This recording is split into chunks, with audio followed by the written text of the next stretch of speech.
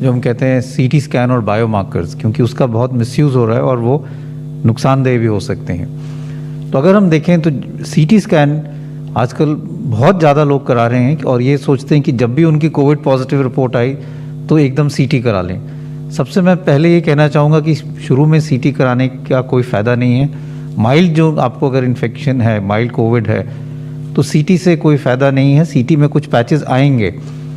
कई स्टडीज़ हुई हैं, एक स्टडी हुई है जिन्होंने एसिम्प्टोमेटिक लोगों में सीटी देखा और ये पाया कि 30 से 40% एसिम्प्टोमेटिक लोग जिनको कोई लक्षण नहीं है, सिर्फ उनका कोविड पॉजिटिव है, उनके सीटी में भी कुछ पैचेस आते हैं और वो अपने आप बिना ट्रीटमेंट के ख़त्म हो जाते हैं। तो इसलिए सीटी कराने का कोई फ़ायदा नहीं है, स्पेशली अगर आपको माइल्ड इलनेस है, आप होम आइसोलेशन पे हो और आपकी सैचुरेशन ठीक है और कोई ऐसे कोई लक्षण नहीं है। दूसरा, इसका नुकसान समझने की ज़रूरत है।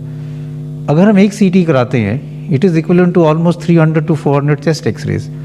आपने एक सीटी कराया तो आप ये समझ लें कि आपने अपने 300 एक्सरे करा लिए चेस्ट के।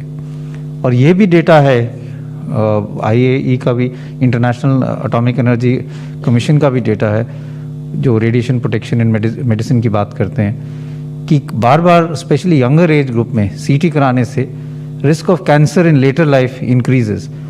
तो आप अपने आप को नुकसान ही ज़्यादा करा रहे हैं जब उसकी ज़रूरत नहीं है, क्योंकि आप अपने आप को रेडिएशन एक्सपोजर कर रहे हैं और उससे बाद में कैंसर होने का चांस बढ़ सकता है। इसलिए मैं यही कहूँगा कि अगर आपको कोई सिम्टम नहीं है, माइल्ड डिजीज़ है और सैचुरेशन ठीक है, तो प्लीज़ सीटी ना कराएं। सीटी तभी कराने की ज़रूरत पड़ती है अगर आपको मॉडरेट इलनेस है और आप हॉस्पिटल में एडमिट हो रहे हैं, और अगर डाउट हो तो पहले चेस्ट एक्सरे कराना चाहिए, उसके बाद ही सीटी स्कैन कराएं।